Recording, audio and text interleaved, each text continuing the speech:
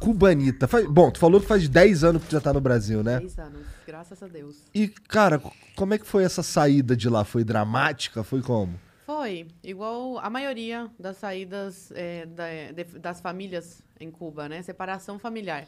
Começou em 2005 com meu pai engenheiro em telecomunicações e eletrônica. Ele ocupava um cargo alto na empresa estatal onde ele trabalhava, para você ter uma ideia. Ele tinha acesso à internet em 2005. Caralho. Era proibido, era crime, né? Cubano ter acesso. E meu pai tinha porque ele trabalhava com isso e era um dos chefes, né?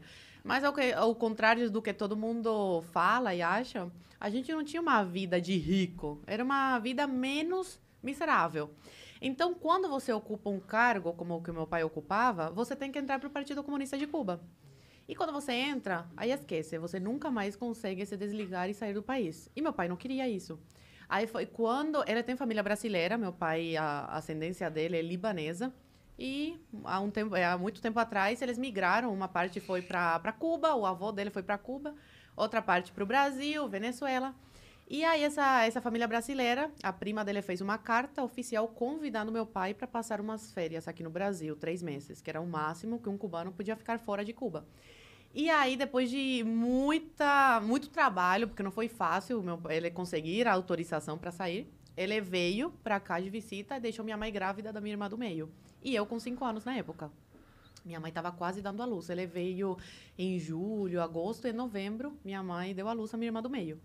E aí eles ficaram 4 anos separados. Meu pai ficou aqui no Brasil. Ele pediu asilo político depois de estar 1 ano aqui no Brasil. E deixou minha mãe lá grávida.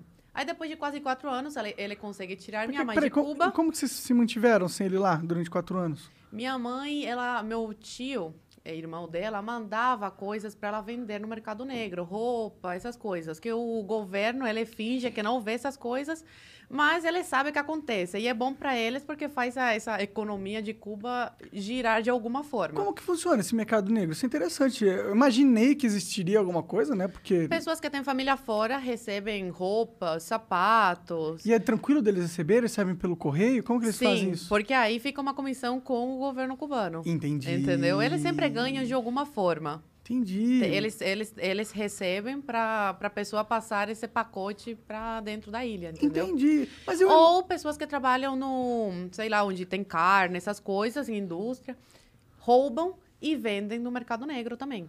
Entendeu? Entendi. Só que aí você não sabe a procedência, nada. A gente não sabia de onde saía o frango que minha avó e meu avô compravam para manter a gente em Cuba. Cara, isso é muito louco, porque assim, você tá me contando coisas que pra mim eram fábulas, sabe? Eu achava, eu sabia, quer dizer, já tinha escutado falar como era a vida lá, mas pelo que você tá me falando, uma cubana que viveu lá e que tem família lá, isso é assustador até. Mas tipo, não poder sair de Cuba.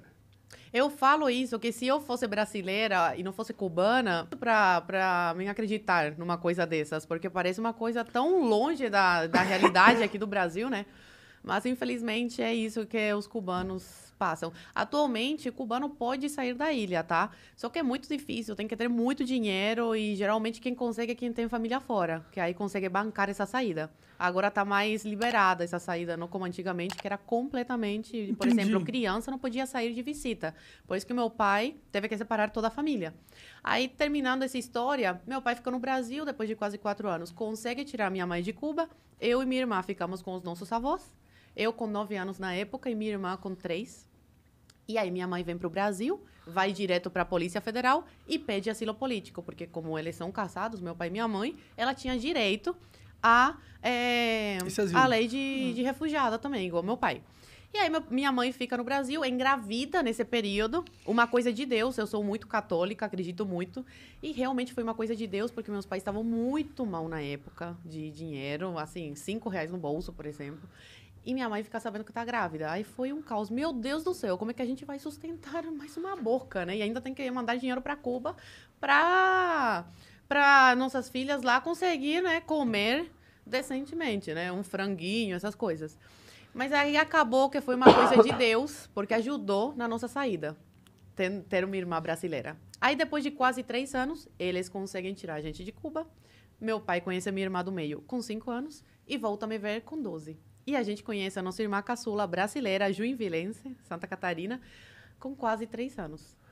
Aí, resumidamente, essa é a história da minha família. Então, tua família daqui tinha que mandar dinheiro pra lá pra vocês poderem comer. Pô, mas lá não é o comunismo, não é todo mundo come? Como é que funciona? Não. A igualdade lá é de miséria, só que tem uns mais miseráveis do que outros.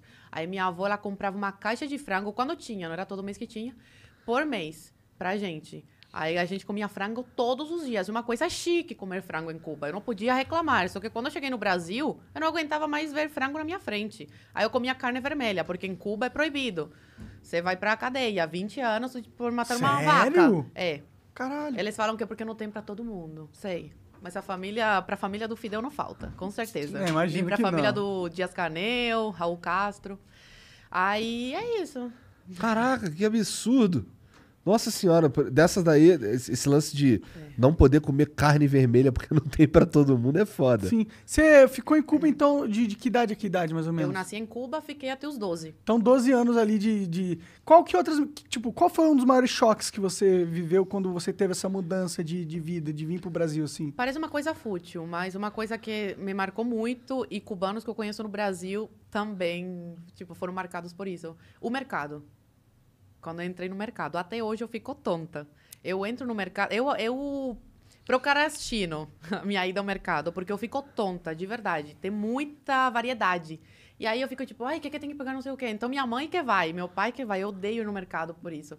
Então ver essa variedade, essa quantidade de comida, de papel higiênico... Papel higiênico. Produtos de limpeza, tudo isso. E outro choque foi a liberdade... Liberdade, né? Que depois eu vi que não era tanta em sala de aula, mas é bem melhor que Cuba. Que aluno podia levantar a mão e falar, mas professor, e questionar o professor. Com educação, tudo. Como eu que é em olhava Cuba? assim, não pode. Como que a sala de Cuba, todo mundo quietinho, se alguém falar você alguma tem coisa... que dar amém pra tudo que... O que acontece se um moleque rebelde em Cuba começa a aprontar? Prejudica teus pais. Os pais são chamados na escola, aí já ficam de olho, aí o pai pode perder o emprego, a família ser perseguida, tudo isso. Sério? Eu já fui chamada de contra-revolucionária em sala de aula, porque eu não queria dar um dinheiro lá pra MTT, que é um negócio de Cuba, lá, pra ataque americano, uma coisa assim. Eu falei, eu não quero dar. Eu tinha 7 anos, 8 na época, 6 ou 7. Eu era uma criança. E eu falei, não quero, eu quero esse dinheiro pra comprar uma pizza. E aí a professora incentivou os alunos a me chamarem de contra-revolucionária. Caralho, é bem Coreia do Norte. Até hoje eu lembro disso. Até hoje... Então até os professores eles são usados como massa pra doutrinar as crianças. Sim, claro. E foto do Che Guevara, do Camilo Cienfuegos, do Fidel Castro, colocar flores, né? Como que era a aula de história lá? Você lembra de alguma coisa? Aula de história era imperialismo yankee, malvado. Fidel salvou Cuba, os cubanos, do imperialismo, da exploração yankee, essas coisas. Então, por exemplo, os Estados Unidos, eu tinha muito medo dos Estados Unidos. Eu falava, meu Deus, inimigos, né, de Cuba. Então, eles fazem desde criança a tua cabeça, né? E aí eu falo que isso prejudicou muito a cultura em Cuba. Cuba, era um ícone, né, da música, Célia Cruz, Orixás. Atualmente é muito pobre culturalmente. E isso se deve à grande manipulação e doutrinação em sala de aula. Não tem as mentes criativas não tem liberdade nenhuma. Não, é só aquilo, são máquinas, né? Entendi. Eles te programam para repetir, obedecer.